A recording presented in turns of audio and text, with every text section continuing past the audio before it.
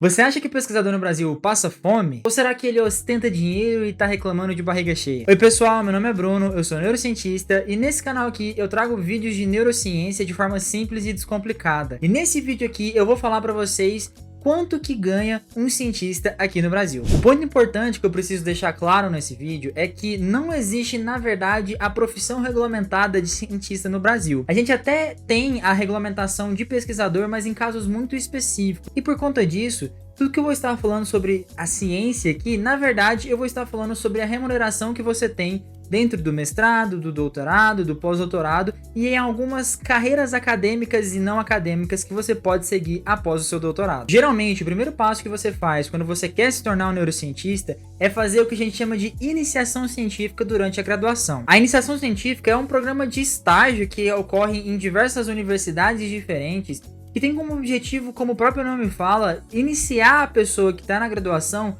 no mundo acadêmico, fazendo com que você tenha um contato com uma linha de pesquisa, com métodos de pesquisa, com um projeto de pesquisa específico, tendo um orientador para te auxiliar a desenvolver as habilidades necessárias para você poder conseguir fazer um projeto de mestrado, doutorado e seguir a carreira acadêmica. Essa parte realmente é um estágio que contribui bastante para a sua formação.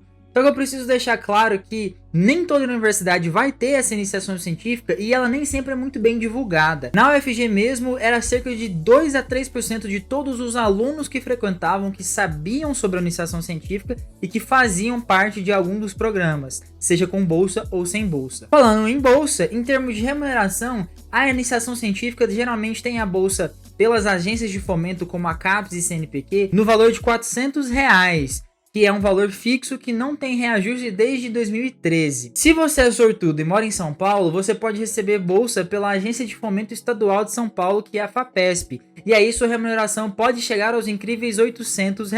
Mas eu preciso ressaltar que essas bolsas são muito escassas, e geralmente mesmo as pessoas que fazem iniciação científica acabam tendo que fazer trabalho voluntário para poder conseguir experiência, não somente para poder ter as habilidades que elas vão precisar para fazer o mestrado, mas também para saber qual área de mestrado elas querem seguir. Bem, depois dessa parte de iniciação científica durante a graduação, outro passo bastante importante, principalmente aqui no Brasil, é a realização de um mestrado acadêmico. O mestrado é um título de pós-graduação stricto sensu que tem como função te apresentar a construção e desenvolvimento de um projeto de pesquisa e a construção de uma dissertação que vai trazer inovação na sua área de pesquisa. Em geral, ele é realizado durante 2 anos, onde você primeiramente precisa passar por um processo de seleção que varia as regras entre cada programa de pós-graduação em cada universidade, mas em geral você tem uma prova de conhecimento sobre a área a qual você vai atuar. Você também tem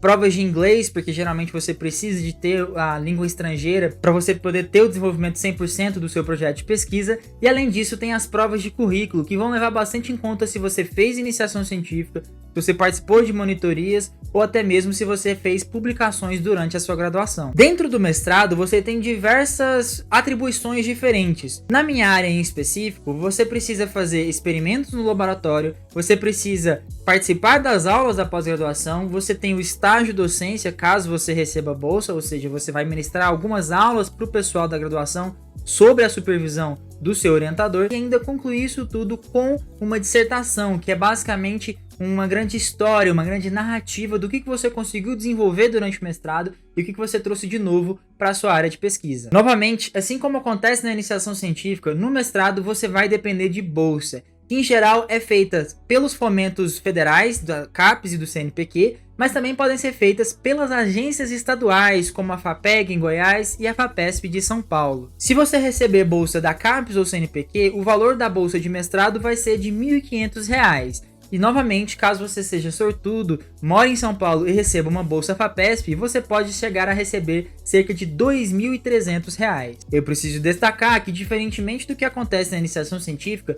durante o mestrado você precisa de dedicação exclusiva, o que muitas das vezes vai acabar fazendo com que você não possa trabalhar. E além disso, existem regras específicas que deixam clara em quase todos os editais que você não pode de fato ter uma CLT, você não pode assinar carteira enquanto você recebe bolsa do governo, né? Bolsa da CAPES ou CNPq. E você geralmente vai fazer esse trabalho durante 40 horas semanais, mas como é bolsa, você não tem direito a 13º e nem salário fixo ou qualquer tipo de imposto que esteja sendo recolhido, e muito menos férias. É claro que você vai ter momentos de férias, mas elas vão ser acordadas entre você e o seu orientador, e não algo fixo como é geralmente numa empresa privada. Ao fim do mestrado, você já pode trabalhar em diversas áreas diferentes, principalmente no setor privado. Você pode ministrar aulas em algumas universidades privadas e você também pode prestar concursos que utilizem o seu mestrado como título acadêmico, como um poder de notoriedade que você tem sobre uma determinada área de pesquisa, uma determinada área de conhecimento. Só que, se você quer continuar sendo um pesquisador e quer de fato se tornar um cientista independente no Brasil, você precisa fazer a próxima etapa, que é o doutorado. O doutorado é realizado em cerca de 4 anos e acontece mais ou menos a mesma coisa que acontece durante o mestrado. A grande diferença é a responsabilidade e a profundidade dos resultados que você vai obter durante o doutorado. Em geral, espera-se que um doutorado seja muito mais inovador e mais surpreendente, mais desenvolvido do que uma dissertação de mestrado, uma vez que foram 4 anos e você vai obter o último título possível na vida acadêmica, que é o doutor ou o PhD. Em geral, vai requerer basicamente o mesmo tipo de dedicação, mas novamente, como eu disse para você, vai ser muito mais responsabilidade, você vai precisar provavelmente trabalhar agora com outros grupos, talvez você vai ter mais independência para poder desenhar os seus experimentos e fazer os seus artigos do que você teria no mestrado. Agora, quanto à remuneração, a bolsa de doutorado implementada pela CAPES e CNPq é no valor de R$ 2.200, sem reajuste desde 2013, e caso você seja sortudo e mora em São Paulo e receba uma bolsa FAPESP, você pode chegar a receber valores de R$ 4.100. Como vocês podem ver, até agora a pessoa já gastou cerca de 10 anos da vida dela estudando, com cerca de 4 a 5 da graduação, mais o mestrado e o doutorado, e até agora ela está sobrevivendo de bolsa. Mas como a gente é louco e ainda quer continuar, obviamente o próximo passo é fazer um pós-doc ou tentar carreira na vida acadêmica ou na vida empresária. Mas antes de eu falar sobre isso, se você ficou até aqui e tá gostando desse vídeo, eu peço para você deixar seu like aqui embaixo e comentar se você já tá fazendo um mestrado, um doutorado ou se você tem vontade de se tornar cientista aqui no Brasil. Bem, após o doutorado, a carreira do pesquisador pode tomar vários rumos diferentes. Você pode fazer um pós-doutorado, que seria basicamente um estágio onde você ainda iria receber bolsa, caso seja aqui no Brasil, mas que você vai ter uma total independência sobre a escolha do projeto e como executar esse projeto, e no fim das contas você também não tem a pressão para poder defender uma tese ou uma dissertação, e você também pode dar aulas. É claro que dar aula vai depender de onde você quer ministrar essas aulas, uma vez que em universidades federais e estaduais você vai depender da abertura de concurso. Ultimamente não anda acontecendo muito, e quando acontece são bastante competitivos, são difíceis de serem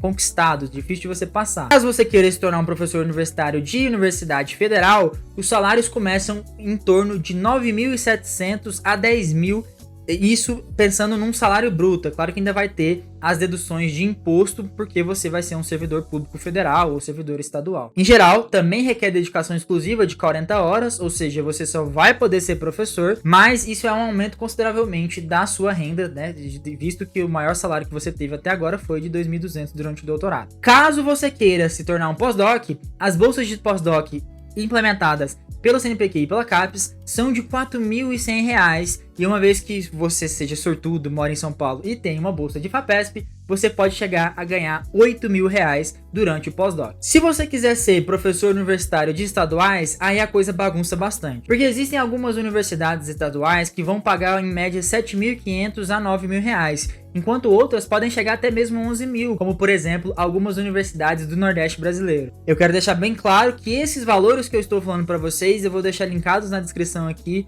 um post de Instagram de uma página que eu sigo que fez um levantamento bastante interessante sobre os salários, mas eu preciso deixar bem claro que isso são salários brutos, ou seja, a gente ainda precisa fazer as deduções dos impostos. Então vocês podem perceber que ser professor, pesquisador aqui no Brasil não é nada fácil, e que com certeza exige bastante dedicação, paciência e muita força de vontade, porque você não vai estar sendo reconhecido pelo trabalho que você vai estar fazendo. Mas isso eu não estou falando com o intuito de deixar vocês desanimados. É apenas uma forma de vocês entenderem o que vocês estão escolhendo para a vida de vocês e conseguirem se planejar melhor para poder fazer esse mestrado e doutorado e conseguirem ter um sucesso acadêmico. Só que você também pode ir para as instituições privadas, trabalhar na indústria. Mas esse é um assunto para um próximo vídeo, que se vocês quiserem, eu peço para vocês comentarem aqui embaixo, que aí eu faço um vídeo falando sobre quais que são as opções de carreira na indústria privada. Se chegou até aqui e ainda não é inscrito no canal, não perde tempo, se inscreve aqui embaixo e ative as notificações clicando no sininho para ter mais conteúdo de neurociência de uma forma simples e descomplicada.